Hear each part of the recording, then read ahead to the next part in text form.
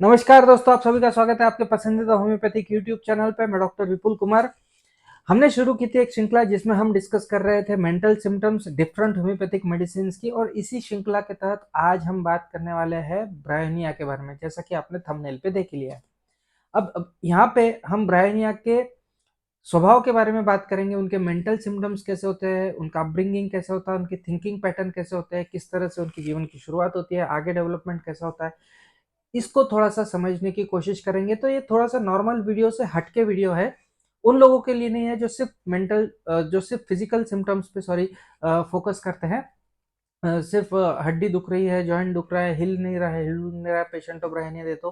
तो वो सिम्पटम्स तो इसके अंदर है डेफ़िनेटली, और रस्टॉक्स के साथ में बहुत फ्रीक्वेंटली ये रूमेटिक कंप्लेंट के लिए यूज़ होने वाली मेडिसिन है। लेकिन थोड़ा-सा हट के जानकारी इस वीडियो में मिलेंगी आपको। वीडियो अंत तक ज़रूर देखिएगा, बहुत ही इंटरेस्टिंग है। फिजिकल सिम्टम्स भी इस वीडियो के अंदर हम कवर करेंगे, तो बहुत अच्छा वीडियो होने वाला है। तो चलिए बिना किसी देरी के हमारा डिस्कशन शुरू करते हैं।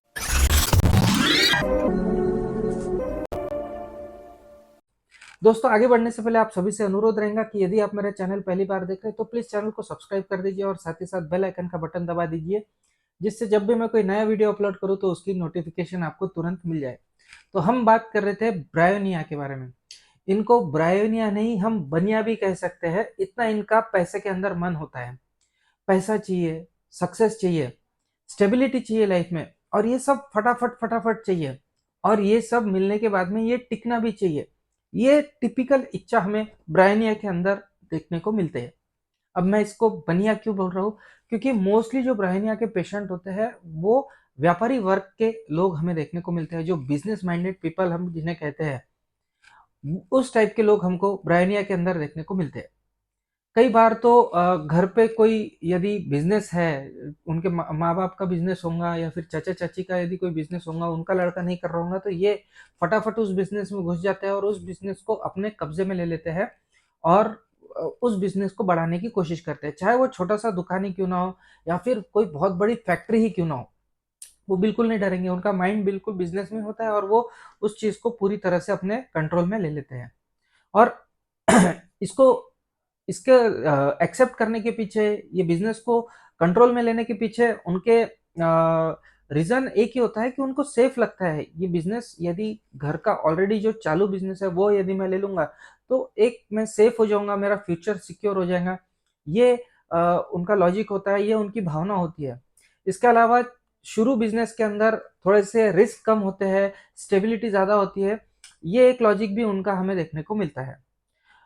आगे चलकर ये लोग खुद की मेहनत से उस बिजनेस को और भी बड़ा बना देते हैं, उसका और ब्रांचेस वगैरह वगैरह खोल देंगे, बहुत प्रोग्रेस उसके अंदर करते हैं। और टाइम पड़े तो उस बिजनेस के अंदर जो लीडरशिप होती है वो पोस्ट भी ये लोग ले लेते हैं, इतना अच्छा ये लोग काम करते हैं। जितनी ज़्यादा मेरी सक्सेस रहेंगी उतना ज़्यादा मैं सेफ फील करूंगा। ये उनका एक टिपिकल थॉट प्रोसेस हमेशा हमें चलता हुआ देखने को मिलेगा। जितना ज़्यादा मेरा बिजनेस चलेगा उतना ज़्यादा मैं इकोनॉमिकली स्टेबल रहूँगा। ये एक ही कॉइन के दो साइड है, ऐसा ये मानते हैं, यानी जितना प्रोग्रेस उतनी ज़्यादा इकोनॉमिकल स्टेबिलिटी।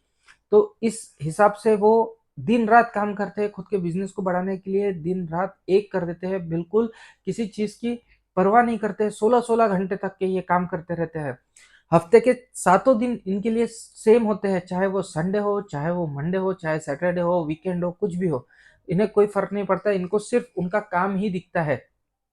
गवर्नमेंट हॉलीडे हो, लॉन्ग वीकेंड है, क्योंकि बीवी बोलेंगी कि चलो कहीं घूम के आते हैं, तो ये बिल्कुल भी इच्छुक नहीं रहते हैं। ये उनको सिर्फ उनके काम से लेना देना होता है, बस दिन भर काम काम काम और काम। ऐसा करते करते करते एक दिन ऐसा आता है जब वो अचानक से उखड़ से जाते हैं।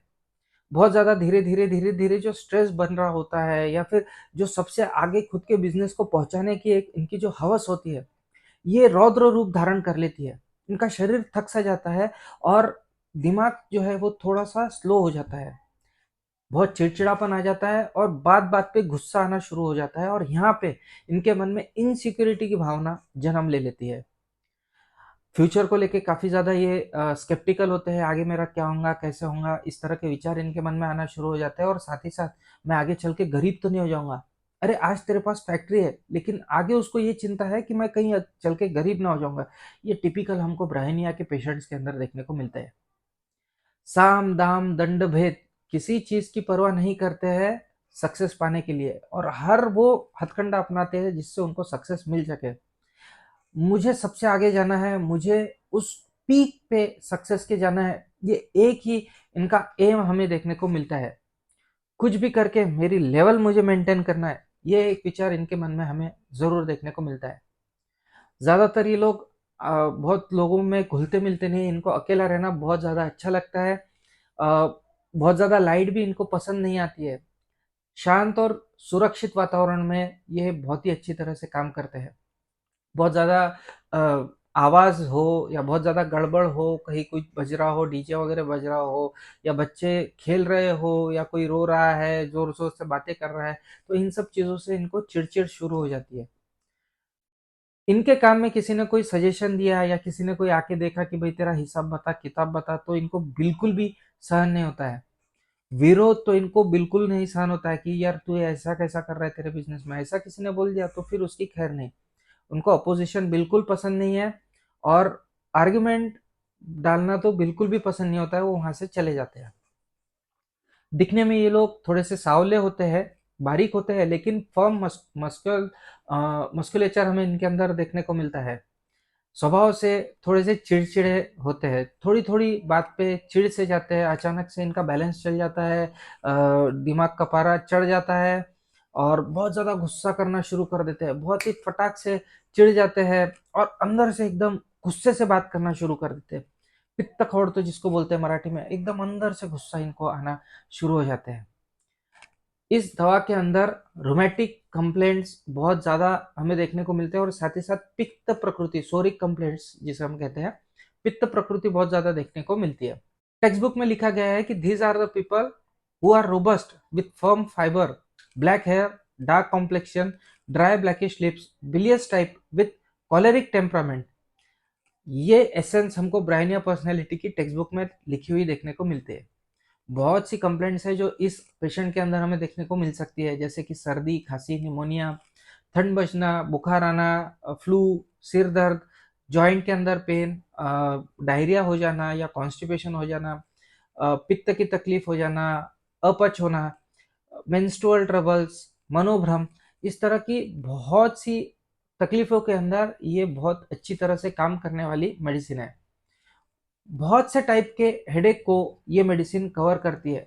बहुत तरह तरह के हेडेक, जैसे कि खांसी की वजह से यदि सिर दर्द हो रहा है तो ब्रायोनिया, कॉन्स्टिपेशन की वजह से सिर दर्द हो रहा है तो ब्रायोनिया, धूप में घूमने की वजह से सिर दर्द हो रहा है तो ब्रायोनिया, एसिडिटी है, पित्त खौल गया है, उसकी वजह से सिर दर्द हो रहा है तो ब्रायोनिया, खाना नहीं पच रहा है उससे सिर दर्द हो रहा है तो ब्रायोनिया, और बहुत ज्यादा मेंटल स्ट्रेस आ गया है और सिर दर्द हो रहा है तो भी ब्रायोनिया।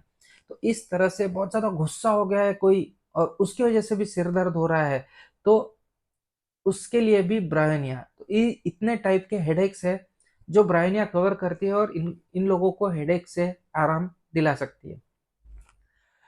मेंसेस के दौरान लेडीज के अंदर यदि बहुत ज़्यादा हेडेक होता है मेंसेस के दौरान, तो उस हेडेक को भी ये मेडिसिन कवर कर सकती है।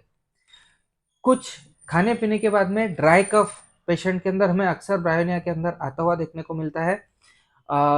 गर्म वातावरण में ये खांसी हमें बढ़ती हुई देखने को मिलती है। सुबह सुबह के दौरान जैसे ही वो बिस्तर से उठता है, वैसे ही एकदम उसको जाना पड़ता है 2 नंबर के लिए, वरना उसके कपड़े खराब हो जाएंगे। इस तरह का डायरिया भी हमें अक्सर ब्रायोनिया के अंदर देखने को मिलता है। हमको कॉलेज में डॉक्टर सारडा सर ये मेडिसिन पढ़ाया करते थे, और उन्होंने इसका एक अल्टरनेटिव नाम सजेस्ट किया था, और वो नाम था ड्रायोनिया, DRY, ड्राई ओनिया। जैसा कि हमने आज ब्रायोनिया को बनिया बना दिया, एक जमाने में उन्होंने ब्रायोनिया को ड्रायोनिया बना दिया था। क्यों? क्योंकि म्यूकस मेम्ब्रेन्स के अंदर एक्सट्रीम ड्राइनेस इस मेडिसिन के अंदर हमें देखने को मिलती है, प्यास बहुत ज्यादा पेशेंट को लगती है। अब इस ड्राइनेस की वजह से क्या होता है, बहुत सी कंप्लेंट हमें देखने को मिलते हैं, इंडाइजेशन वगैरह तो कंप्लेंट देखने को मिलती है, लेकिन कॉन्स्टिपेशन बहुत सीवियर इस मेडिसिन के अंदर हमें देखने को मिलती है। 2-2 दिन तक के पेशेंट को एहसास ही नहीं होता है कि उसको लेटरिन नहीं हुई है, उसको बिल्कुल फोर्स ही नहीं आता है, सेकंड नंबर जाने की इच्छा ही नहीं होती है। और खुदा ना खास्ता इच्छा हो गई 2 दिन बाद भी लेटरिन जाने की तो गिरता पत्थर ही है। इतना ज़्यादा ड्राई स्टूल हमें ब्रायोनिया के अंदर देखने को मिलता है। बहुत ज़ोर लगाना पड़ता है। कई बार तो उस ज़ोर लगाने की वजह से जो दर्द होता है उसके डर से ही पेशेंट लेटरिन को नहीं जाता है और पूरी काला बर्न्ड आउट स्टूल हमें देखने को मिलती है। तो ये लक्षण हमें ब्रायोनिया के अंदर देखने को मिलती है। इनकी प्रवृत्ति भी राजस होती है। राजा जैसे रहना इनको अच्छा लगता है और इसीलिए खाने-पीने के बहुत ज़्यादा शौकीन होते हैं। और इसीलिए कई बार इनके मनपसंद चीज़ यदि इनके सामने कभी आ जाती है तो एकदम बिल्कुल बिना कुछ सोचे-समझे खाना-पीना शुरू कर देते हैं और वो समझ में नहीं आता है उनको कि लिमिट खत्म हो गई, अब बस खाना नहीं चाहिए, लेकिन वो खाते जाते हैं। और इस खादाड़पन की वजह से इनके अंदर हमको अक्सर पेट की तकलीफ़ें देखने को मिलती हैं। खाने के बाद में इनको अक्सर ऐसा लगता है कि पेट के अंदर किसी ने पत्थर रख दिया है। इसके अलावा इन लोगों के अंदर गर्दन की तकलीफ़ें हमें देखने को मिलती है, कमर की तकलीफ़ें देखने को मिलती है, यहाँ पे कंस्ट्रिक्टेड फीलिंग हमें देखने को मिलती है। नी पेन के लिए भी बहुत अच्छी ये दवा है। नी जब भी सूज जाती है, लाल हो जाती है, नी की मूवमेंट रिस्ट्रिक्ट हो जाती है, ऐसी कंडीशन में भी इस दवा के अच्छे रिजल्ट्स हमें देखने को मिलते हैं। ज़्यादातर केसेस में ब्रायोनिया के जो कंप्लेंट्स है, उसका जो रूट कॉज़ होता है, वो या तो गुस्सा रहेगा या फिर बहुत ज़्यादा चिंता रहेंगी या फिर किसी चीज़ का डर रहेगा या मनस्ताप रहेगा या फिर दारू का अति सेवन रहेगा या फिर बहुत ज़्यादा खाना। इन कारणों की वजह से हमको इसके अंदर बीमारी आती हुई देखने को मिलती है। कई बार तो बीमार पड़ने की जो तैयारी है वो कई दिनों पहले ही इनके अंदर हमें देखने को मिल जाती है। यानी कई दिन पहले एक्चुअल बीमारी आने के पहले कुछ लक्षण हमें इनके अंदर देखने को मिल जाते हैं। जैसे इनको बहुत ज़्यादा कमज़ोरी महसूस होती है, किसी काम में मन नहीं लगता है, विचार करने की जो क्षमता है वो कम हो जाती है, किसी से बात करने की इच्छा नहीं होती है, बिल्कुल निरुत्साही लोग हमें ये देखने को मिलते हैं। किसी तरह की मूवमेंट इन लोगों को पसंद नहीं होती है और धीरे-धीरे ये कुछ दिन ये सिम्पटम्स रहते हैं और फिर धीरे-धीरे अचानक से उनके शरीर के अंदर कोई न कोई बीमारी आ जाती है। ऐसे टाइम पे बीमारी आने के बाद में भी इन लोगों को मानसिक और शारीरिक आराम की बहुत ज़्यादा ज़रूरत होती है, लेकिन इनका स्वभाव बहुत ज़्यादा ज़िद्दी होता है और ये मज़ाक वगैरह तो समझते नहीं हैं, इसलिए इनकी जो सिचुएशन है वो और भी ज़्यादा दयनीय हो जाती है। वो आराम करते नहीं हैं और तकलीफ़ सहन करते चले जाते हैं। और कई बार तो हमने ये देखा है कि ये बीमारी की हाय खा लेते हैं और धीरे-धीरे इनके जो विचार कम होते जाते हैं, धीरे-धीरे ऐसा हो जाता है कि ये बंदा मंद हो गया है पूरा, इसको कुछ समझ में नहीं आ रहा है। कुछ तो इनको चाहिए रहता है, मुझे कुछ तो चाहिए, लेकिन क्या चाहिए ये पूछा तो उनको समझ में नहीं आता है कि मुझे क्या चाहिए। ऐसे टाइम पे उनको सिर्फ़ एक ही चीज़ अच्छी लगती है कि बस मैं मेरे बिस्तर पे पड़ा रहूँ, कोई मुझसे बात ना करे, कुछ ना करे और मुझे हलना भी ना पड़े। तो ये लक्षण हमें ब्रायनिया के अंदर देखने को मिलते हैं। फ्यूचर को लेके काफ़ी ज़्यादा डर इनके अंदर हमें देखने को मिलता है। जिस तरह से फ्यूचर को लेके डर होता है, उसी तरह बीमारी को लेके भी डर होता है कि मैं आगे चल के ठीक हो पाऊँगा या नहीं हो पाऊँगा। कहीं मैं मर तो नहीं जाऊँगा, मरने का भी बहुत ज़्यादा डर लगता है। उनको ऐसा लगता है कि मेरी मौत मेरे पास में आ गई है और किसी से भी बात करने की इच्छा इनकी बिल्कुल भी नहीं होती है।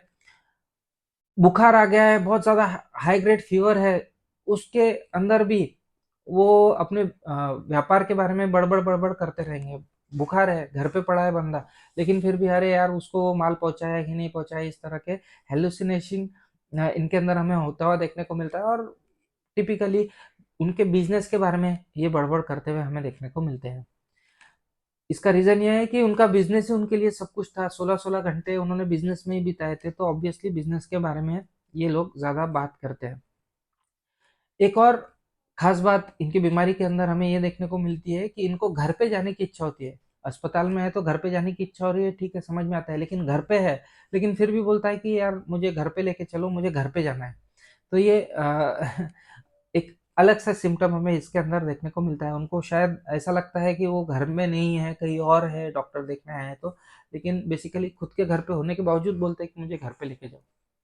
तो ये थी ब्रायनिया की मेंटल और फिजिकल सिम्पटम्स। जाते-जाते कुछ टिपिकल इसके लक्षण बता देता हूँ। कई बार मेंसेस के आसपास में नाक फूटता हुआ हमें पेशेंट के अंदर देखने को मिलता है। कई बार तो मेंसेस की जगह नाक में से ब्लीडिंग ही, एपिस्टैक्सिस ही हमें देखने को मिलता है।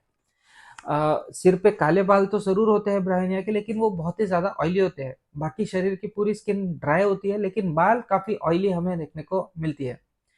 जो ब्रायनिया की लेडी है उसको बाल खुले रखना काफ़ी पसंद होता है, ज़्यादा चोटी और जूड़ा बाँधना उनको पसंद नहीं होता है। पाँव इनको बिल्कुल ये नहीं होता, पचते नहीं है। पेट के अंदर दर्द होता है पाँव खाने से, या फिर एसिडिटी की तकलीफ पाँव खाने के अंदर हमें होती हुई देखने को मिलती है। कई बार वोमिटिंग हो जाती है। बीच-बीच में रह के लंबी सांस लेने की इच्छा ब्रायनिया के अंदर हमें देखने को मिलती है। बहुत ज़्यादा इरिटेबिलिटी होती है, कोई भी उनको चाहे हलचल करने वाला कोई भी काम बोल दो, चाहे बात करने को ही क्यों ना बोल दो कि भाई कोई मिलना है, लोग बात करो, बहुत ज़्यादा चिड़-चिड़ छूट जाती है, उनको बस शांति से पड़े रहना पसंद आता है। पसीना आने से या ठंडी हवा लगने से आराम होता है, except for rheumatic complaint, joint pain इनके बढ़ जाते हैं, बाकी कंप्लेंट्स के अंदर ठंडी हवा से इनके अंदर हमें आराम होता हुआ देखने को मिलता है। कभी भी कोई मेहमान मिलने आया है और कंप्लेंट बढ़ गई है, तो सोचिए कि वो ब्रायनिया ही होगा, क्योंकि ब्रायनिया को विजिटर्स आए तो तकलीफ ज़्यादा होती हुई हमें देखने को मिलती है। स्मोकिंग की वजह से यदि दांत दर्द कर रहे हैं तो ब्रायनिया को अक्सर याद कर लेना चाहिए। ब्रायनिया ऐसे रोगियों के अंदर अक्सर इंडिकेटेड हमें देखने को मिलती है। कन्फ्यूजन यदि पेशेंट को है और वो उबासी लेता है तो उसका कन्फ्यूजन दूर होता हुआ हमें ब्रायनिया के अंदर देखने को मिलता है। ब्रायना ब्रायनिया का पेशेंट यदि पिक्चर फाइनेंस करेगा तो पिक्चर का नाम होगा सबसे बड़ा रुपया, अपना सपना, मनी मनी। तो उनके प्रोड्यूसर मोस्टली ब्रायनिया के ही पेशेंट होंगे। डार्विन ने हमको एक सिद्धांत दिया था, सर्वाइवल ऑफ फिटेस्ट, वैसे ही ब्रायनिया हमको एक सिद्धांत देता है, सर्वाइवल ऑफ रिचेस्ट। तो that is Bryonia. Vegetable food इनको बिल्कुल पसंद नहीं होता है, पसंद हो भी तो उनको पचता नहीं है, पचन की समस्याएं ज़्यादा हमें होती हुई देखने को मिलती है। जिस साइड से पेन हो रहा है उस साइड पे यदि सोते हैं, उस पर प्रेशर गिरता है तो इनको आराम होता हुआ हमें देखने को मिलता है। और गर्मी से इनकी कंप्लेंट्स हमें मोस्टली बढ़ती हुई देखने को मिलती है, खासकर हेडेक हमें गर्मी से बढ़ती हुई देखने को मिलती है। आराम हराम है, इस विचार से ये अपने व्यवसाय में जाते हैं, व्यवसाय को बढ़ाते हैं, बहुत ज़्यादा प्रोग्रेस करते हैं, ऊंचाइयों पे उनके बिजनेस को लेके जाते हैं, लेकिन अल्टीमेटली एक स्टेज पे आके आराम ही राम है, यही उनकी फिलॉसफी हो जाती है और वो घर पे एक जगह पे पड़े रहना पसंद करते हैं। तो ये थी जर्नी ब्रायनिया की। इस तरह के पेशेंट अक्सर हमको हमारे आसपास में देखने को मिलते हैं। तो ये था हमारा आज का वीडियो। आशा करता हूँ ये वीडियो आपको पसंद आया होगा। आगे भी यदि पसंद आया है तो ज़्यादातर लोगों तक ये टिपिकल पिक्चर ब्रायनिया का शेयर करें। मिलता है अगले हफ्ते में इसी तरह का कोई इंटरेस्टिंग सा टॉपिक लेके आपके सामने फिर से हाजिर होऊंगा। तब तक के लिए आप सभी की इजाज़त चाहता हूँ। जय हिंद, जय भारत।